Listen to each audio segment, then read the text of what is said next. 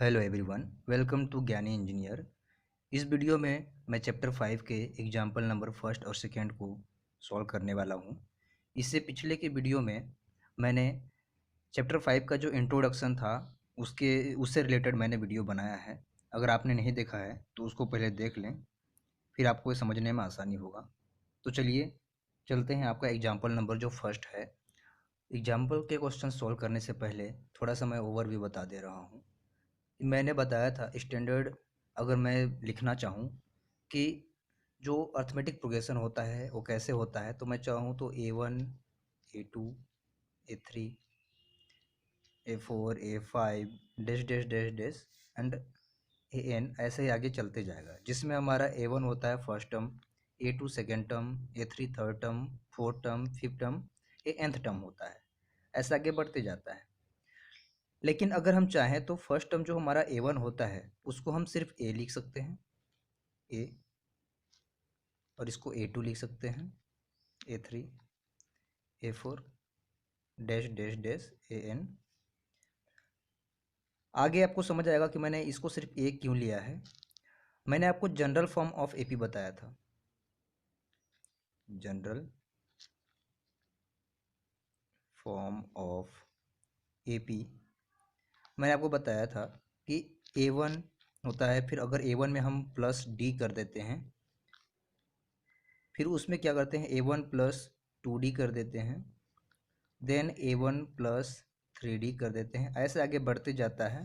और लास्ट में हमारा होता है A1 plus n-1 into D, ऐसे। ठीक है। तो मैंने जैसे कहा कि जो हमारा फर्स्ट टर्म A1 है इसके जगह पर हम A लिख सकते हैं। वैसे ही अगर हम A लिख देंगे तो हमारा हो जाएगा general form of AP A plus D, A plus 2D, A plus 3D, ऐसे आगे dash dash dash dash A plus n-1 D, यह बन जाएगा। जहाँ A हमारा है first term, D common difference, इतना आपको पता है। अब चलते हैं, हमारा जो एग्जाम्पल नंबर फर्स्ट है, एग्जाम्पल फर्स्ट का क्वेश्चन है, उस पर हम चलते हैं कि क्या है। यह हमारा एग्जाम्पल फर्स्ट है। क्वेश्चन है for the AP 3/2 1/2 -1/2 -3/2 dash dash dash right the first term A and the common difference D। आपको इसमें फर्स्ट टर्म और कॉमन डिफरेंस बताना है। तो जैसे मैंने अभी आपको बताया था कि हमारा जो AP होता है वो क्या होता है, A1 A2 A3 A4 A5 ऐसे आगे बढ़ते जाता है। और हमने A1 को क्या कंसिडर किया था, A1 को कंसिडर किया था A।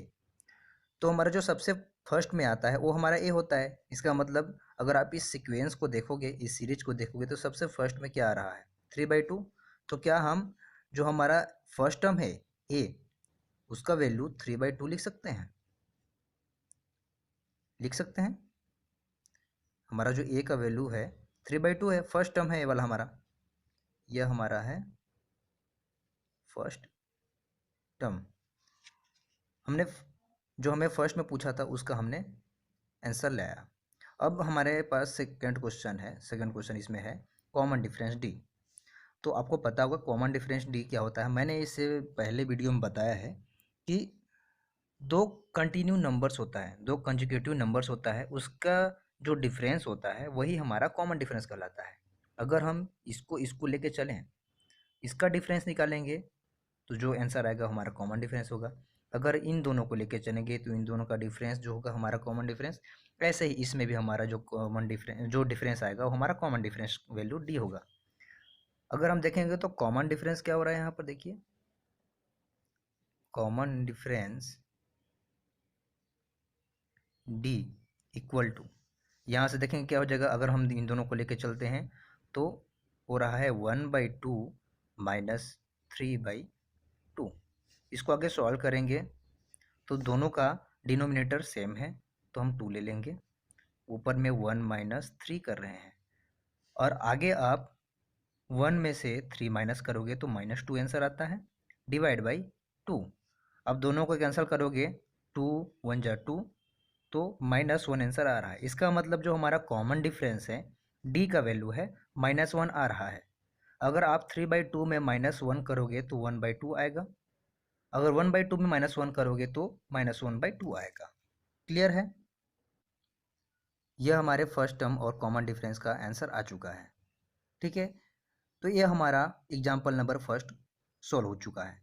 अब हम चलेंगे एग्जाम्पल नंबर 2 पर। एग्जाम्पल 2 है आपका, which of the following list of numbers does form an A P, if they form an A P write the next 2 terms. आपको यह बताना है कि जो आपके पास यह क्वेश्चन गिवन है, आपके पास 4 क्वेश्चन है, मैं सिर्फ 2 ही क्वेश्चन को बता रहा हूँ जिसमें डिफ़िकल्ट है, बाकी सेकंड और थर्ड, फर्स्ट और फोर्थ के हिसाब से बन जाएगा आपका। तो आपको ये जो क्वेश्चन है इसमें से बताना है कि कौन कौन से हैं जो ए पी हैं। ध्यान रहे क्वेश्चन क्या पूछ रहा है, इसमें से कौन कौन से हैं जो ए पी हैं। ध्यान रहे, इस फर्स्ट क्वेश्चन में आपसे पूछा था कि जो ए पी है उस ए पी के लिए आपको फर्स्ट टर्म ए और कॉमन डिफरेंस फाइंड करना था। मतलब यह आपका जो गिवन सीक्वेंस था ए पी था, लेकिन इस बार आपको नहीं पता कि जो गिवन सीक्वेंस है वो ए पी है कि नहीं है। तो आपको सबसे फर्स्ट क्या बताना है कि जो सीक्वेंस है ए पी है या नहीं है। अगर ए पी है, अगर ए पी है तो उसके आगे, उसके नेक्स्ट आगे 2 टर्म्स और कौन से होंगे। जैसे यहाँ पर है तो इसके आगे 2 और कौन से टर्म्स होंगे। अगर ए है तो इसके आगे 2 टर्म्स कौन से होंगे, अगर ए पी है तब। अगर ए पी नहीं है तो उसके बाद हम उसको सॉल्व नहीं करेंगे। ठीक है, तो हम सबसे पहले फर्स्ट को लेके चलते हैं। फर्स्ट में हमारा है 4, 10, 16, 22। तो आपको यह बताने के लिए कि ए पी है कि नहीं है, मैंने आपको फर्स्ट वीडियो में बताया है, इंट्रोडक्शन वीडियो में, कि कॉमन डिफरेंस की हेल्प से आप बता सकते हो कि गिवन सीक्वेंस ए पी है कि नहीं है। जैसे कॉमन डिफरेंस क्या होता है, कॉमन डिफरेंस होता है 2 कंटिन्यू नंबर्स का difference, the difference between 2 conjugative numbers. 2 continue number क्या है यहाँ पर, 10 और 4। तो अगर आप इसको ऐसा नॉर्मल लिखना चाहो तो A1, A2, A3, A4, A5 ऐसे होता है। तो ऐसे क्या हो जाएगा, सेकेंड माइनस फर्स्ट मतलब A2 माइनस A1 हो रहा है। यह इसके इक्वल होना चाहिए, किसके, A3 माइनस A2 का। यह A3 माइनस A2 का इक्वल होना चाहिए, और यह इक्वल होना चाहिए A4 माइनस A3 का, A4 माइनस A3 का। अगर यह कंडीशन फॉलो करेगा तो हमारा गिवन सीक्वेंस एपी होगा। अगर ये तीनों इक्वल होगा तो गिवन सीक्वेंस एपी कहलाएगा। ठीक है, अब देखते हैं आगे क्या होता है। यहाँ से हम सॉल्व करते हैं। डी इक्वल A2 है हमारा 10, 10 माइनस 4 इक्वल होना चाहिए 16 माइनस 10, और यह इक्वल होना चाहिए 22 माइनस 16। क्लियर है? अब यहाँ से देखो माइनस करते हैं हम। 10 माइनस 4 करेंगे तो आंसर आएगा 6। अगर 16 माइनस 10 करेंगे तो यहाँ भी 6 आएगा, और 22 माइनस 6 करेंगे तो यहाँ भी 6 आएगा। इसका मतलब क्या है, जो डी का वैल्यू है कॉमन डिफरेंस, वो तीनों के लिए इक्वल आ रहा है। अगर, और मैंने कहा कि अगर तीनों के लिए कॉमन डिफरेंस इक्वल आ रहा है तो गिवन सीक्वेंस आपका एपी होगा। तो सबसे फर्स्ट आपको क्वेश्चन यह था कि क्या गिवन सीक्वेंस एपी है, तो आप बोलोगे yes, given sequence is AP. आप यहाँ लिख सकते हो, since common difference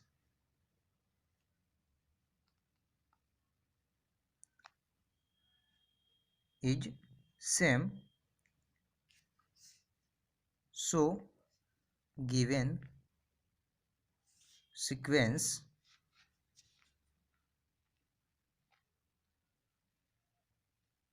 is in the form of AP। क्योंकि डिफरेंस है वो सभी के लिए सेम है, इसलिए हमारा जो गिवन सीक्वेंस है, दिया हुआ क्वेश्चन है, वो AP के फॉर्म में होगा। अब आगे आपको इसी में क्वेश्चन यह था कि अगर AP है, अगर AP है तो इसके आगे 2 नंबर्स कौन सा होगा, इसके नेक्स्ट का 2 नंबर्स, 2 नंबर्स कौन कौन से होंगे। तो नेक्स्ट 2 नंबर्स फाइंड करने के लिए क्या करेंगे, हम इसमें जो लास्ट नंबर है उसमें कॉमन डिफरेंस ऐड कर देंगे। यहाँ लास्ट नंबर क्या है, 22 है, इसमें कॉमन डिफरेंस ऐड कर देंगे। हमारा कॉमन डिफरेंस क्या आया है, 6 आया है, तो यहाँ से हम 6 ऐड कर देंगे, तो जो आंसर आएगा इसके आगे का नंबर होगा। मतलब 22 + 6 क्या हो जाएगा, 28। ये हमारा एक हो गया। अब इसके आगे का एक और ऐड करेंगे तो 28 में फिर कॉमन डिफरेंस ऐड कर देंगे 6, यह क्या हो जाएगा 34। यह हमारे दो नंबर्स हैं, ये इस सीक्वेंस के नेक्स्ट टू नंबर्स होंगे। मतलब यहाँ पर हमारा 22 के आगे हो जाएगा 28 और 28 के आगे हो जाएगा 34, ऐसे आगे बढ़ते जाएगा। यह हमारा फर्स्ट एग्जाम्पल का एग्जाम्पल नंबर 2 का फर्स्ट आंसर हो गया। अब मैं फोर्थ को बता रहा हूँ। देखिए अब एग्जाम्पल 2 का क्वेश्चन नंबर फोर्थ को हम देखेंगे। इसमें हमें गिवन सीक्वेंस है 1 1 1 2 2 2 3 3 3। आपको इसमें बताना है कि जो गिवन सीक्वेंस है, ये गिवन सीक्वेंस एपी के फॉर्म में है या नहीं है। अगर एपी के फॉर्म में है तो इसके नेक्स्ट टू टर्म्स कौन कौन से होंगे। तो वही प्रोसीजर हम लेके चलेंगे जो इसके पिछले वाले क्वेश्चन में हम लेके चले हैं। तो क्या होता है, कॉमन डिफरेंस होता है D equal to A2 minus A1, यह इक्वल होना चाहिए A3 माइनस A2 और यह इक्वल होना चाहिए A4 माइनस A3। आगे भी आप कर सकते हैं, लेकिन अगर 3 यहाँ से आगे इक्वल हो रहा है तो उसके आगे सेम नंबर ही होता है। आपको देख के भाई आगे समझ आ सकता है। ठीक है, तो यहाँ से हम आगे देखेंगे डी इक्वल में A2 हमारा यहाँ पर है 1 माइनस A1 1 हो रहा है, यह इक्वल होना चाहिए A3 minus A2, A3 minus A2, यहाँ भी हो रहा है 1 माइनस 1 और यह इक्वल होना चाहिए A4 माइनस A3, मतलब A4 माइनस A3 2 माइनस 1। देखिए आगे क्या होता है, अगर हम 1 में 1 माइनस करेंगे तो आएगा हमारा आंसर 0। यहाँ भी 1 माइनस 1 करेंगे तो ये आंसर आएगा 0 और यहाँ 2 माइनस 1 करेंगे तो यह आंसर आएगा हमारा 1। अब देखोगे 0 और 0 एक दूसरे के इक्वल है, यह हमारा कंडीशन फॉलो कर रहा है, लेकिन 0 यहाँ पर 1 की इक्वल में नहीं है, तो 0 इज नॉट इक्वल टू 1। तो क्या आप बोल सकते हो कि हमारा जो कॉमन डिफरेंस है वो सभी नंबर्स के लिए सेम नहीं है। कॉमन डिफरेंस सभी नंबर के लिए सेम नहीं है। तो अगर कॉमन डिफरेंस सभी नंबर के लिए सेम नहीं है तो गिवन सीक्वेंस एपी नहीं होगा। अगर आपका कॉमन डिफरेंस सेम नहीं है तो आप यहाँ से लिख सकते हो here A2 minus A1 A3 minus A2, मतलब A2 minus A1 is equal to A3 minus A2 is not equal to A4 minus A3। अगर हमारे पास दो कॉमन डिफरेंस सेम आ रहा है बट थर्ड वाला कॉमन डिफरेंस सेम नहीं आ रहा है, तब उस कंडीशन में भी हमारा जो गिवन क्वेश्चन होगा, गिवन सीक्वेंस होगा, वो एपी के फॉर्म में नहीं होगा। सो यहाँ पर लिख सकते हो so given sequence is not in form of AP, in form an AP. So given sequence AP के फॉर्म में नहीं होगा। आई होप मैं जो इस वीडियो में समझाना चाहता था वो आपको समझ आया होगा। जो एग्जाम्पल नंबर 2 का सेकंड क्वेश्चन और थर्ड क्वेश्चन है वो भी ऐसे ही बनेगा। आप इसकी हेल्प से बना सकते हो और आप अपने कमेंट ज़रूर बताएं कि आपका आंसर क्या आया है, कि जो क्वेश्चन 2 और 3 है वो एपी है या नहीं है। अगर गिवन सीक्वेंस एपी है तो उसके नेक्स्ट टू टर्म्स कौन कौन से होंगे, आप कमेंट करके ज़रूर बताएं। अगर आपको ये वीडियो पसंद आया है तो आप वीडियो को लाइक कर सकते हैं, सब्सक्राइब कर सकते हैं चैनल को और शेयर भी कर सकते हैं। तो मिलते हैं अगले वीडियो में। मैं अगले वीडियो में एक्सरसाइज के क्वेश्चन को सॉल्व करूँगा। तब तक के लिए नमस्कार।